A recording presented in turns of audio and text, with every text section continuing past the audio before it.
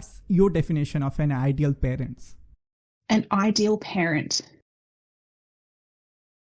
That's another one it's a little bit tricky to answer. I think, again, like the ideal childhood, I don't think there is a single definition that actually that can actually be used to describe it. I think that every person is really unique. Every child is really unique. And what's going to work for one parent, ideally, and for one child may actually end up being something different as the ideal situation for another. So I guess whilst I don't necessarily believe that there is a single definition, I do believe that there are things that parents can do that actually look to enhance their role in raising kids and raising that next generation that we're bringing through. And, a parent is the one who is really role modeling these fundamental traits. For the work that I do, these fundamental traits around resilience, authenticity, and entrepreneurial spirit. And this role modeling is what's then setting their child up for those increased chances of success. So I guess my element to the question of, what's the definition of the ideal parent is someone who's role modeling how they want their children to grow up. Mm-hmm. So, ma'am, one thing I notice with the parents, they really unable to give much time to their children, What do you think? How much time should a mother or father spend with their children? I don't have a particular quantitative figure that I would put on that.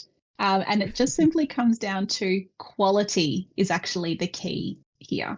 So there is a lot of research that has actually been done into this exact question. Everyone wants to know the answer. How much time is the right amount of time? And, I guess when it comes to the element there, what all of the research is showing is that it's the quality that is actually going to create the difference. There was a study published in 2017 that I've seen, and it was actually saying that the time that parents are actually getting to spend with their kids is actually different in this generation as to what it was, say, 50 years ago, and that we're actually spending more time with kids. And so there's actually more of that attention that's being placed there. There was, I guess, another study that was done, I think it was in 2015, that was talking about the total amount of time that was being spent with a mother and the children and what impact that was potentially having on their future. And when it came to the time spent, it was actually the quality that made the difference. And it was less so around how much, for children under 12. It does change a little bit once you reach adolescence. There does need to be a little bit more time as well. And that's simply to be able to help them through the adolescent period where they're needing a little bit more attention and guidance through that time period. But what it actually showed is that before that, there wasn't a particular number that was going to detrimentally impact one way or another, so long as that emotional connection and that quality was there.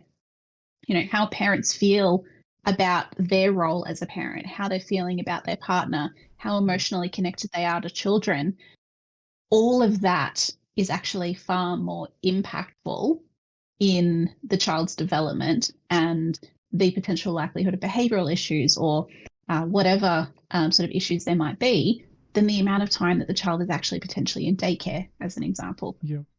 So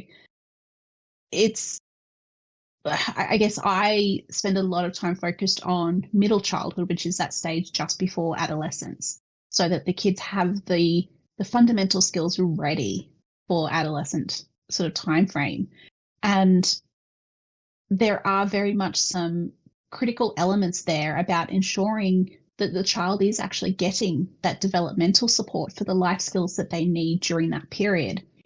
And so, making sure that the parents are spending that quality time is then also making sure that they're sharing that.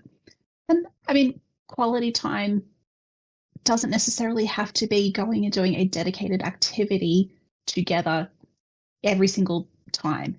Quality time could simply be the drive home. Pick them up from school, that drive home, and having that conversation in the car. It could be the time that you're spending together washing the dishes after dinner. And just, again, having that time where you're connecting. I mean, you can make a bit of fun out of it. The soap suds, there's all sorts of things happening when it comes to washing up. But being able to have those moments of bonding and connection are what's going to be really the critical thing. That's a very interesting answer, ma'am. And the last part is that is true. You have to be as spontaneous with your child. You shouldn't, it shouldn't be feel like it is a deliberate item, but it's a rather a spontaneous. Yeah. Exactly. Yeah. The reason I asked this question to you, because I have seen many parents, especially mother, are complaining to their husband that they couldn't able to give that much of time as compared to their mother. I mean, in today's world, both parents most of the time are doing work, but still it's a natural thing. Mother have to spend time with their children much more than the father. But often we see that father kind of gets some excuses to leave this thing to entirely to the mother. So what advice do you like to give to the father in today's world? The advice that I would provide to all parents, but I'll sort of start with the father there, is that we need to be